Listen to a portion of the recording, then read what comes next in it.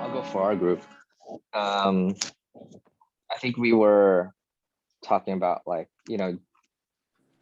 like chapter 2 could be a separate creation account story, but then there's kind of I was with Leanne and PJ, and we were kind of discussing about like, is chapter 2 of Genesis, is that more of like a zoomed in creation account story, or is it actually a two separate account story?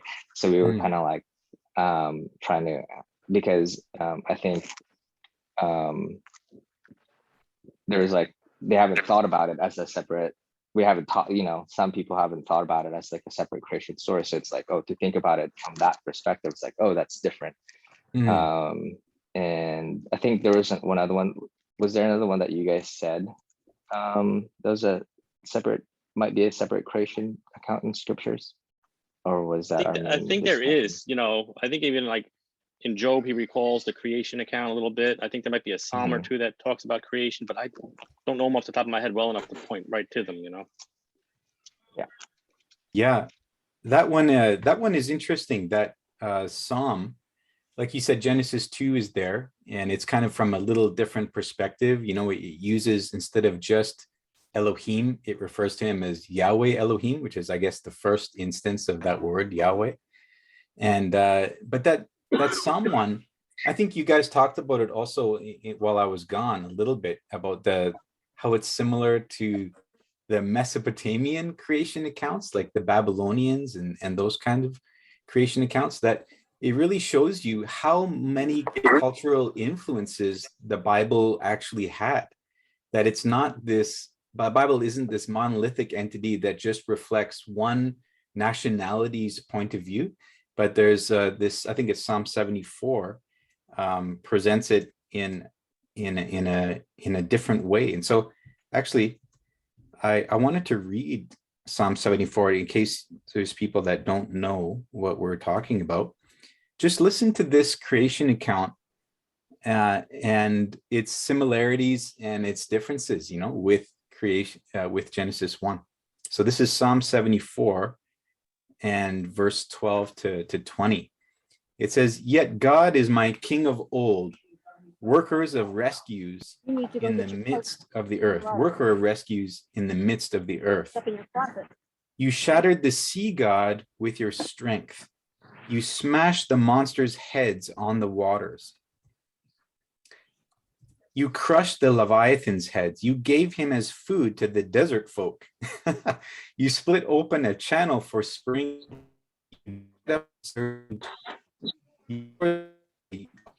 Yours the night. It was you who founded the light and the sun." That should ring a bell. "It was you who laid down all the boundaries of earth, summer and winter. You fashioned them. Remember this, the enemy insulted, a base people reviled your name. Do not yield to the beast the life of your dove, the band of your lowly forget not forever. Look to the pact, for the dark places of earth fill with groans of outrage." There's some cryptic stuff there, man. Very, it's amazing. It's crazy, right? Beautiful. Yeah. And well, go ahead. Well, I was just gonna say another creation story too that I just thought about is in Proverbs 8. There's also like wisdom's part in creation. So that's another kind of creation account. Yeah. Right on. And so, yeah, that brings us to like wisdom. It's almost like wisdom is introduced as another hand in the pot, you know what I mean? Another cook in the kitchen kind of thing, right? And then Carrie in our group also mentioned, of course, you guys, I think, also talked about this already. Curtis may have introduced it, its similarities with John chapter 1, right? Where we have the Logos. Here comes another cook that's his hand is in the pot.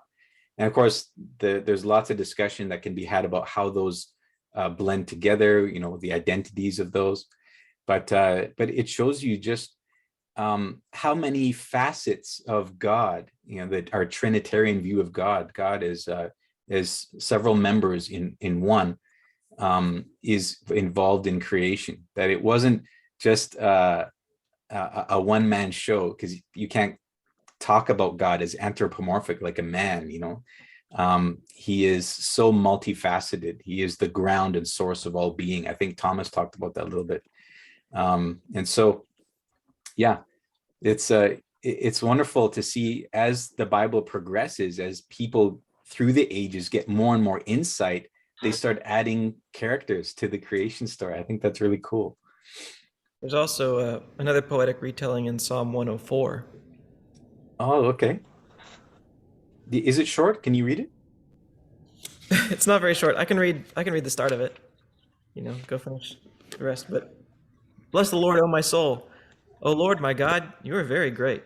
You are clothed with splendor and majesty, covering yourself with light as with a garment, stretching out the heavens like a tent. He lays the beams of his chambers on the waters. He makes the clouds his chariot. He rides on the wings of the wind. He makes his messengers winds, his ministers a flaming fire. He set the earth on its foundations so that it should never be moved. You covered it with the deep as with a garment. The waters stood above the mountains. So that's either looking towards the flood or interpreting before the mountains come up out of the waters, right? Right. Rebuke, they fled. At the sound of your thunder, they took flight. The mountains rose, the valleys sank down to the place that you appointed for them. You set a boundary that they may not pass, so that they might not cover the earth, may not again cover the earth. It goes on with birds and grass and bread and oil and lots of stuff. Right on. One thing that we're seeing so far is maybe not in that Psalm 104, but in some of these other verses, especially Psalm 74, is seeing this idea of the forces of chaos. And this is a really interesting topic for me. I love talking about this. And the Bema podcast also introduced this point that there is kind of the idea of a motif of a struggle that's going on. Now, I don't mean it's like God was warring and stuff like that, but I mean that there were forces that were not, that were kind of in opposition to each other, that were working in creation.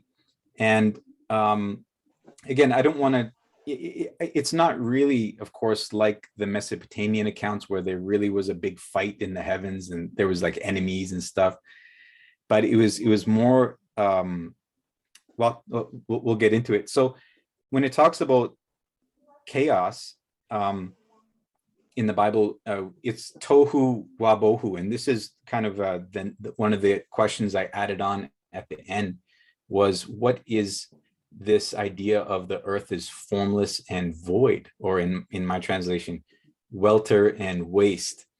And in the Hebrew, it's a very meaningful word.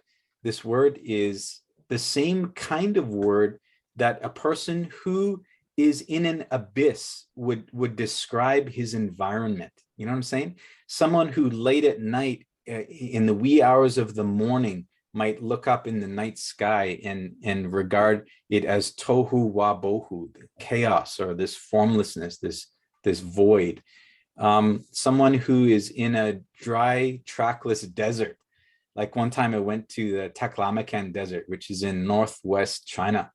It is considered the most inhospitable desert, I think, in the world.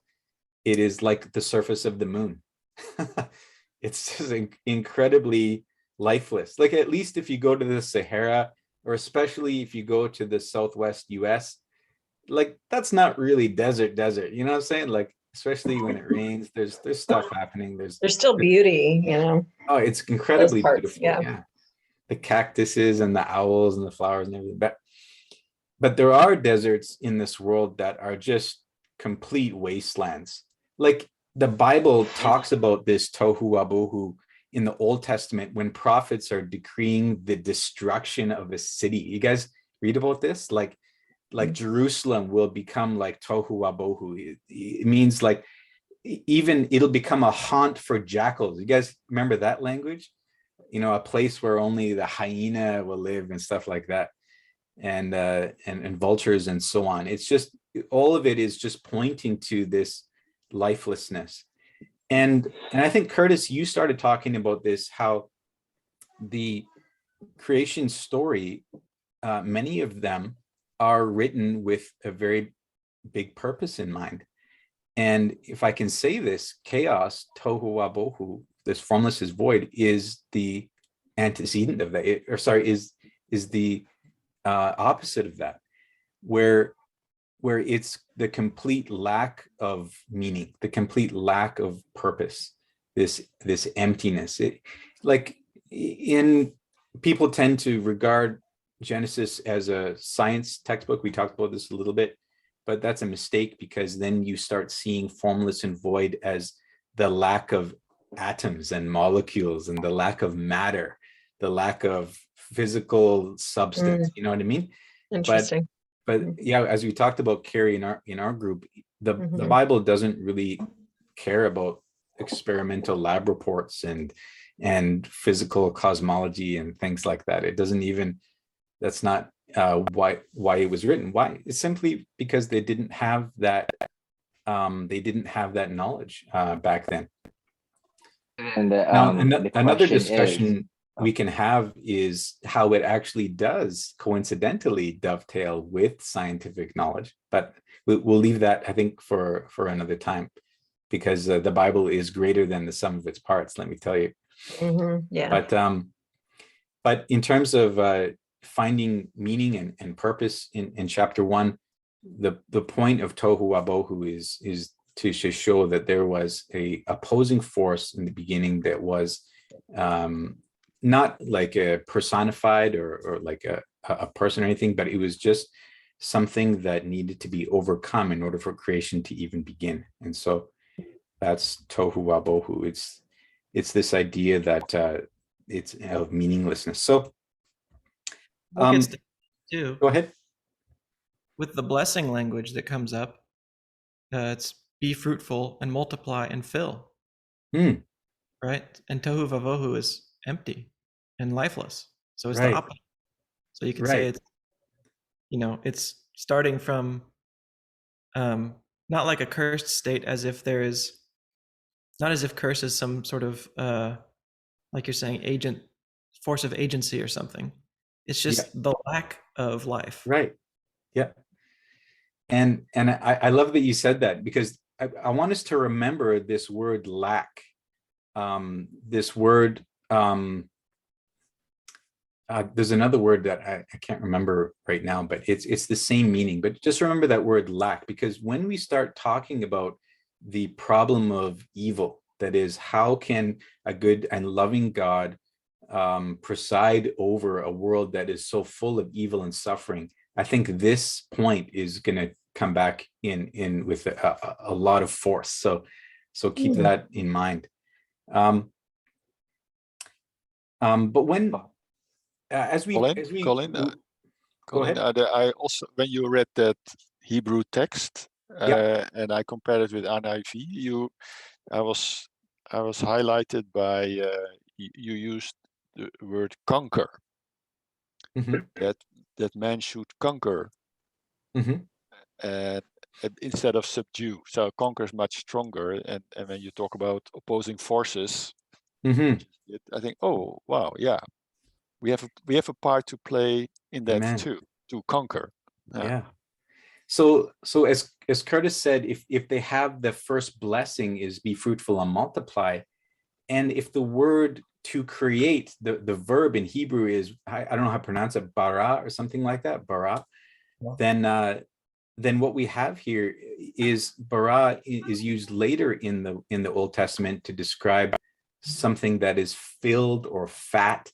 So it's almost like to create is to fill up or to fatten, like fattening the calf for the feast and stuff like that. It's used in that way. And so, yeah, as you said, to one of man's purposes then is to subdue and to conquer. What if one of the ways that we subdue and conquer is to, as Curtis pointed out, to be fruitful, to multiply, to bring abundance where there is lack, and this is God's purpose, I think, for human beings, is 100%.